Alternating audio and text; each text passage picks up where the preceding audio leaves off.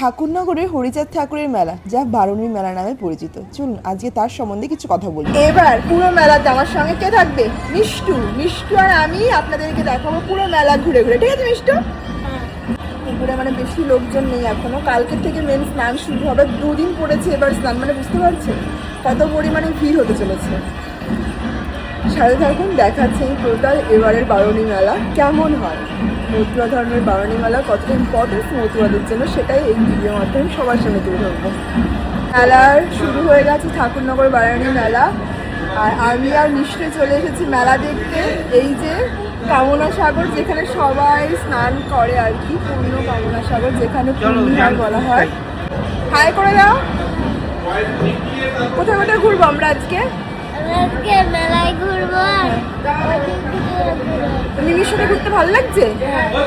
মিমিকে কোথাও ঘোরালোই না এখনো, ঘোরাবে বলো? একটু পরে ঘুরবো আমরা, আমরা কাজ ছিল কিছু ছোটো ছোটো, তাই জন্য একটু লেট হয়ে যাচ্ছে। ঘুরবো মেলা, অনেকদিন পরে আসলে যেটা হয় আর কি। কিন্তু এই জায়গাটা খুব ভালো লাগলো, এখানে নতুন অফিসটা তৈরি হয়েছে, আর যার ভেতর থেকে ভিউটা এত সুন্দর, ভীষণ ভালো লাগে। দেখাচ্ছি ভিউটা। মেলার প্রধান আকর্ষণ হলো কিন্তু এই কামনা সাগর, কামনা সাগরের পুণ্য স্নান, যা ভক্তদের কাছে পরম প্রাপ্তি। এই স্নানের মাধ্যমে ভক্তরা তাদের মনের কামনা পূরণের আশা করেন। মেলা দেশের বিভিন্ন প্রান্ত থেকে মতুয়া ধর্মের ভক্তরা আসেন, এমনকি বাংলাদেশ ও মায়ানমার থেকেও ভক্তরা আসেন।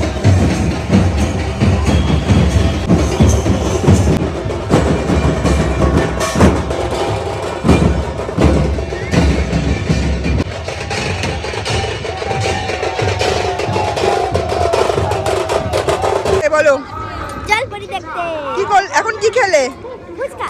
ফুচকা খেয়ে এখন কোথায় যাবে? জলপুরি দেখতে। সত্যিকার আছে জলপুরি ওখানে? হ্যাঁ। কোথায় আছে? ওইদিকে। ওখানে নাকি জলপুরি আছে, কোথায় এসছে? দাবি এখন যে মিষ্টুকে জলপুরি দেখাতে নিয়ে যেতে হবে। কি জলপুরি আমিও দেখবো আজকে মিষ্টুর সাথে। হ্যাঁ মিষ্টু, আমিও জানি না জলপুরি কি এসেছে। হ্যাঁ জলপুরি দেখা গেছে। দোলনায় উঠবে, দোলনাতে দোলনাতে উঠবে না, কিন্তু জলপুরি দেখতে যাবে। এই জলপুরি আচ্ছা, অনলাইন ছাড়া টাকা নেই। মিষ্টির মুখটা কালো হয়ে গেছে, মিষ্টি জলপুরি দেখতে পারলো না। কালকে দেখাবো। হ্যাঁ মিষ্টু, অন্য কিছু চলো। মিষ্টু এখান থেকে এই দোকান দিয়ে পছন্দ হয়েছে। কি পছন্দ হয়েছে মিষ্টু তোমার? এই যে এইগুলো লাস্ট অব্দি এইগুলো পছন্দ হয়েছে। চালিয়ে দেখো মিষ্টু একবার, না হাতে নিয়ে চালিয়ে দেখো, হাতে উপরে উঁচু করে ধরো, দেখতে পাচ্ছি না কেউ। হ্যাঁ বাহ, না মিষ্টু দেখি না, এখানে ঘুরিয়ে কোনটা পছন্দ হয়েছে। বাহ সুন্দর, তা খুব টেস্টি। এখানে সব রকম জুস পাওয়া যায়, অনেক রকম ফ্লেভারের পাওয়া যায় জুস এখানে, আর প্রাইস খুবই ঠিকঠাক, আর টেস্ট প্রচণ্ড। এই ঠিক মন্দিরের, ঠাকুরবাড়ির মন্দিরের সামনেই হচ্ছে এই দোকানটা, আর এই যে কাকুর এত সুন্দর, আমার এত ভালো লেগেছে। আমি আগে নিয়েছি, এখন আবার দিচ্ছে।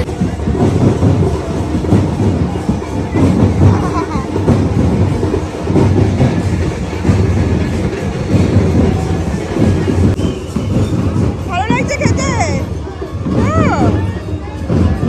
বানানো হচ্ছে, খুব টেস্টি খেতে। মিষ্টি কত টেস্টি, সুপার।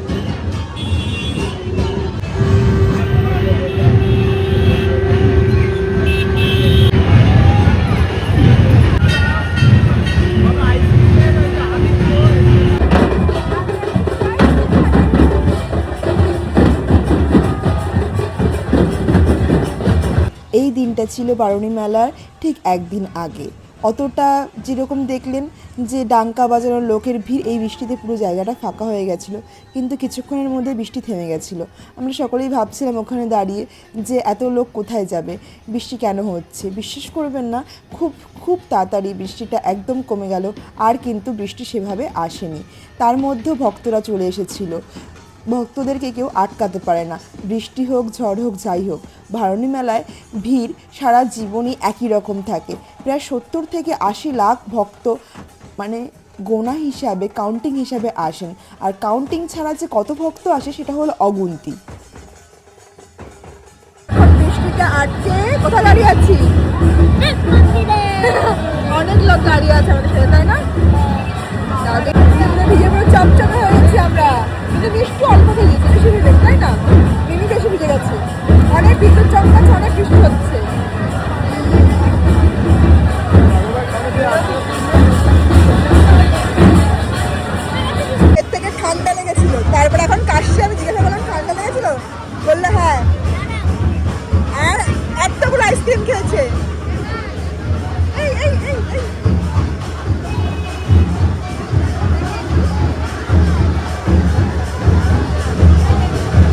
বিদ্যুৎ চমকাচ্ছে আর মিষ্টি এখানে দাঁড়িয়ে দাঁড়িয়ে খেলা করছে। কি টাইম পাস? মিষ্টি কিন্তু একটু ভিজেনি, কিন্তু মিমি পুরো ভিজে গেছে। তাই ঘোরা হয়ে গেছে, এখন এইগুলো নিয়ে বাড়ি যাচ্ছি। এটা হলো বারুণী মেলার ঠিক প্রথম দিনের দৃশ্য। এত ভিড় দেখতেই পাচ্ছেন যে সত্যি সত্যি মনে হয় কোটি কোটি লোক আসেন এখানে, যেটা অগুন্তিই থাকে। ঠাকুরনগরের হরিচাঁদ ঠাকুরের মেলা, যা বারুণী মেলা নামে বা মতুয়া মেলা নামে পরিচিত, পশ্চিমবঙ্গের উত্তর চব্বিশ পরগনা জেলায় এটি বিখ্যাত ধর্মীয় মেলা, যা পশ্চিমবঙ্গের দ্বিতীয় বৃহত্তম ধর্মীয় মেলা। প্রতি বছর চৈত্র মাসে শ্রী শ্রী হরিচাঁদ ঠাকুরের জন্মতিথি উপলক্ষে এই মেলা অনুষ্ঠিত হয়। মেলাটি সাধারণত 7 দিন চলে এবং লক্ষ লক্ষ ভক্তের সমাগম হয় এখানে। মেলার প্রধান আকর্ষণ হলো কামনা সাগর, যার সম্বন্ধে আগেই আমি বলে দিয়েছি। মেলার কেন্দ্র করে বিভিন্ন সাংস্কৃতিক অনুষ্ঠান কিংবা ধর্মীয় আলোচনা এবং মেলার প্রাঙ্গণে বিভিন্ন দোকানপাট বসে। ভক্তরা তাদের ধর্মীয় অনুভূতি প্রকাশ করে এই মেলায় আসেন এবং একে অপরের সাথে মিলিত হয়।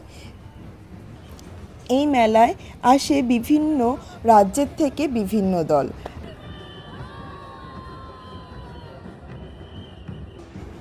দুটো দিন মন্দিরের সামনে প্রচণ্ড ভিড় হয়। ভক্তদের যখন স্নানের তিথি পড়ে ভিড়টা তখন আরও বেড়ে যায়। তাই জন্য এখানে নিযুক্ত করা হয় কিছু কর্মী মানে কারা? কর্মী হলো যারা মাতৃসেনা এবং ছাত্র যুব কমিটিতে রয়েছে বা মতুয়া মহাসংঘ কমিটিতে রয়েছে তাদের মধ্যে আমিও একজন। তো এই জন্য সবাই মিলে এখানে সিঁড়িতেই দাঁড়িয়ে থাকা হয়, যাতে মন্দিরের ভিড়টা একটু কন্ট্রোল থাকে আর কারোর কোনো অসুবিধা হলে তাদেরকে সাহায্য করা যায়। ধরুন কেউ যদি একটু অসুস্থ হয়ে পড়ে এই ভিড়ের মধ্যে, কিংবা কারোর কোনো প্রবলেম হলে তাদেরকে সহায়তা করার জন্য। আর এই মেলাতে কিন্তু মেন আকর্ষণ হলো যে বিভিন্ন রকম মানুষ কন্টিনিউ ননস্টপ ডাঙ্কা কাশি এবং এই মাতাম দেওয়া, এই সাধুরা যে মাতাম দিচ্ছে তাদের মধ্যে কোনো ক্লান্তি থাকে না, কিছু থাকে না, শুধু ঠাকুরের নাম ছাড়া আর কিছু নেই। আর যে ডন্ডি কাটতে কাটতে পুরো কামনা সাগরে স্নান করে তারপরে পুজো দেওয়া, এটা কিন্তু একটা আলাদাই দৃশ্য, সামনে থেকে না দেখলে বোঝা খুব মুশকিল। আর আমরা যারা মতুয়া বা যারা ঠাকুরনগরের বাসিন্দা তারা কিন্তু অপেক্ষা করি যে বছরে কবে এই দিনটা আসবে। যে যেখানেই থাকে না কেন এই মেলাটা কিন্তু কখনোই মিস করে না ঠাকুরনগরের লোকেরা, কারণ আমরা নিজেকে অনেক বেশি প্রাউড ফিল করি যে আমরা ঠাকুরনগরের বাসিন্দা, যে একটা এরকম ইনি কোথা থেকে ডন্ডি কাটতে কাটতে পুরো ওপরে চলে এসেছে। এবার নিয়ে যাচ্ছি আপনাদেরকে দেখাতে যেখানে মেলার খাবারের আয়োজন করা হয় সেই জায়গাতে। ঠাকুরনগরে অ্যাকচুয়ালি আমি ঠাকুরনগরের মেয়ে মতুয়াই, তো এখানে যে রান্নার আয়োজনটা হয়েছে ওখানে তো কথা বলা যাচ্ছিল না, সাউন্ড শোনা যাবে না, এত ভিড় এখানে, মানে লাখ লাখ লোক আসে। আর তাদের জন্য যে রান্না করা হয় মানে 3 দিন টানা 24 ঘন্টা সেই রান্নাটা করা হয়, সেই জায়গাটাতে এসে দেখাচ্ছি যে কত রান্না করা হয় আর কত মানুষ এখানে খায় আর এখানে থাকে, ইভেন ধর্ম করতে কত মানুষ এখানে আসে।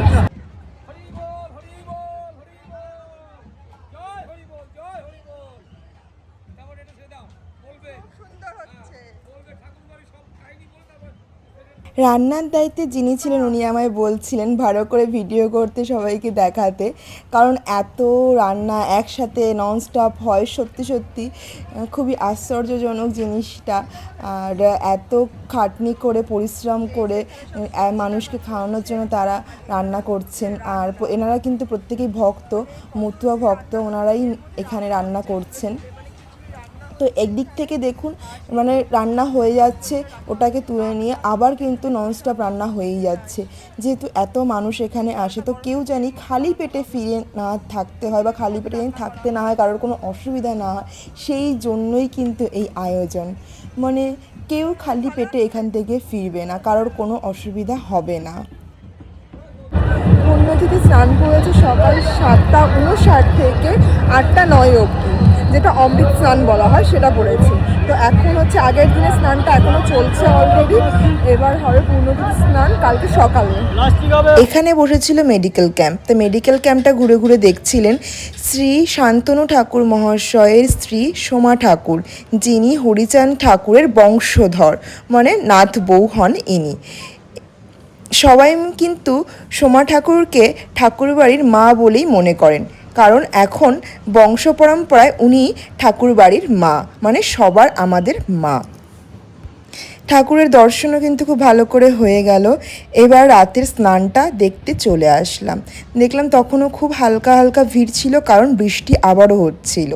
কিন্তু মেন যে তিথিটা ছিল সেই তিথিতে স্নান হয়েছিল, খুব ভিড়। আর আমি তখন ফোন নিয়ে যাইনি, তো আমি তখন সেটা শ্যুট করতে পারিনি। চলে আসুন একবার ঠাকুরনগরে, দেখে যান মেলা কেমন হয়। চৈত্র মাসে এই মেলার আয়োজন হয়, বছরে একবারই হয়, আর মেলাটা থাকে 7 দিন। তো আপনারা যেখানে থাকুন না কেন একবার মেলায় ভিজিট করে দেখুন, সত্যি খুব ভালো লাগবে। ধর্মীয় মেলা, অন্যরকম এক্সপিরিয়েন্স হবে। এই ছোট ছোট বাচ্চারাও তারা হচ্ছে হরির নামে মাতোয়ারা হয়ে গড়াগড়ি করছে। আর এখানের মাটিটাকে পবিত্র মাটি বলে মানা হয়, তাই যেই ঠাকুরনগরে আসে না কেন সেই মাটিতে একবার লোটপাট খায়, তাহলে বলা হয় শরীরে যত রোগ আছে সব রোগ চলে যায়। এই ছোট বাচ্চারাই ছোটোর থেকে এত ভালো ট্রেন্ড হয়ে যাচ্ছে, তারা বড় হয়ে আরও কত ভালো সাধু হয়ে যাবে, সেটা দেখেও কিন্তু ভীষণ অবাক লাগে। খুব ভালো ভালো দৃশ্য দেখা যায় এখানে, খুব ভালো লাগবে। একবার ঠাকুরনগরে এসেই দেখুন, মেলাটা উপভোগ করে দেখুন, বিশ্বাস করুন মনটা একদম ভরে যাবে। ছোটোবেলায় দেখেছি আমাদের বাড়ির থেকে 12 থেকে 14টা দল আসতেন। একটা দলে থাকে কিন্তু 100 থেকে 200 মানুষ। কিন্তু যত বড় হয়েছে আস্তে আস্তে জায়গা যত কমেছে, দল আসাও কমে গেছে অনেক। এখন মাত্র 3 থেকে 4টে দল আসে, আর এই দলটা আসে দুর্গাপুর থেকে। যখন আমি ছোট ছিলাম এবং আমার পাপা অনেক ছোট ছিল, তখন থেকে এনারা আসছেন। এই দাদুর বয়স কিন্তু 100 বছরের কাছাকাছি। আবার অপেক্ষা একটা বছর, আবার দেখা হবে পরের বছর সবার সাথে।